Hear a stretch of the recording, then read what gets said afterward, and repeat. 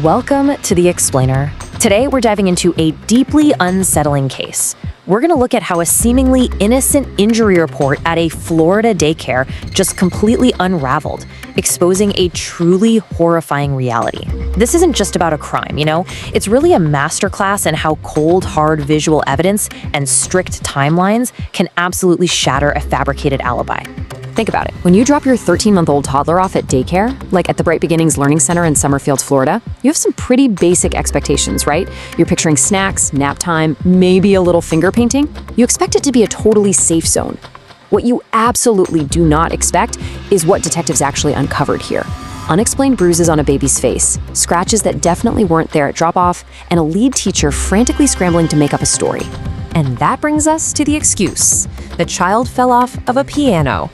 Literally, that one single sentence, given on February 11th, 2026, is the lie that kicked off this massive investigation. Now, at first glance, I guess it sounds somewhat plausible. Toddlers are clumsy, they trip and fall all the time. But when the family took this little guy to the hospital, the medical professionals immediately threw up a red flag. They took one look and realized the bruises just didn't match a simple fall from a toy piano. The physics of the injuries, they just didn't add up. To really grasp how shocking this whole situation is, we have to look at who was telling this lie. We aren't talking about a brand new hire. This was Laura Flores. She was a trusted veteran employee who'd been the lead teacher in that 13-month-old classroom for 4 years. The daycare director even mentioned that Flores had just come back from maternity leave and was welcomed back with open arms, because everyone loved her. Guys, she literally had her own baby in that exact same classroom. It seemed completely out of character for her, which is exactly why that initial lie was so easily believed. But here's where the undeniable facts step in, thanks to a brilliantly constructed timeline. The daycare director and detectives used this exact sequence of events to logically corner her. See, they had a photo that was sent to the mom through the Class Dojo app at exactly 11 a.m. And in that picture, 0 bruises on the baby, none. But by 11:29 a.m., the injuries were there. So boom, that proves whatever happened took place in this incredibly tight 30-minute window. Plus, they knew nap time was scheduled from 12 p.m. to 2:15 p.m., which gave investigators a very clear roadmap of exactly when to check the security cameras. Okay, moving on to Section 1, unraveling the initial lie and how the piano story falls apart. It's fascinating how the daycare staff methodically dismantled their own teacher's alibi in 3 key steps. First, the mom reports back that the hospital confirmed the bruises definitely don't match a fall. Second, the daycare director marches straight to the surveillance tape to see this supposed piano incident for herself. And this is where the tension really spikes. While the director is searching the footage, Flores actually walks in and asks, "What if you don't find it?" The director just shoots back that if it happened, it has to be on the camera. So for step 3, realizing she's about to be caught red-handed, Flores pivots. She confesses that, okay, she was aggressive with the child on the mat during nap time. Which brings us to this blunt quote from the daycare director to the responding officers: "The piano accident never happened." That whole plausible-sounding excuse, a complete fabrication just to cover her tracks. But, as we're about to see, Flores admitting to being merely aggressive on the mat was a massive, massive understatement. So, let's look at Section 2, the surveillance truth, and what the cameras actually captured. Fair warning, this is the toughest part of the explainer. When detectives and staff sat down to watch the footage from that tight timeline, what they saw was deeply, deeply disturbing. It took this from a simple lie straight to a major criminal investigation. Here's the exact sequence reported by deputies. Step 1. The camera catches Flores picking the child up and literally carrying him by a single arm. Step 2. Just a bit later, she walks past the toddler and kicks him to the side, making him fall flat on his face. And Step 3.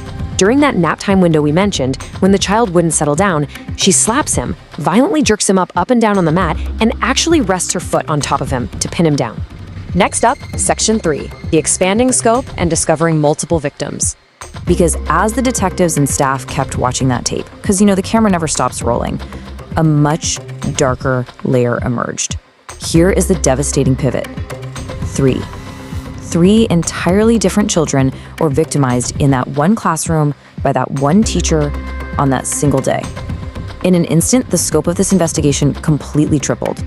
The surveillance footage revealed a clear, systematic pattern of abuse. We are way past a one-time lapse in judgment here. We already covered victim 1, who suffered the kicks and being stepped on. But then the video showed victim 2, a little boy just sitting in the playroom who was slapped in the back of the head and visibly pulled down by his hair. And then they spotted victim 3, a little girl who was slapped right in the stomach and yanked off her sleeping mat, just because she was moving around during nap time. You can imagine the reaction in the room as this footage played. It was just absolute disbelief. This visceral quote right here was actually captured on police body cam footage.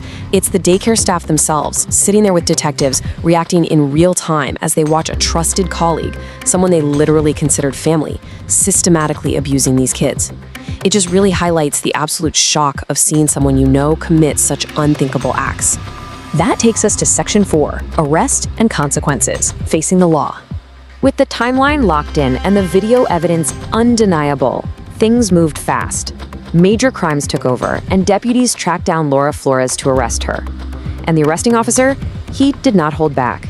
As he was putting her in cuffs, he delivered this incredibly solemn, empathetic summary, calling her actions beyond appalling.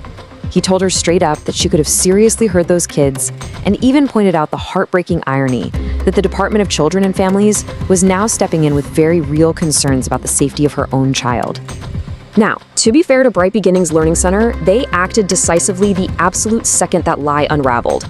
The moment they discovered her aggression, Flores was sent home and fired on the spot. The daycare instantly called DCF and the sheriff's office.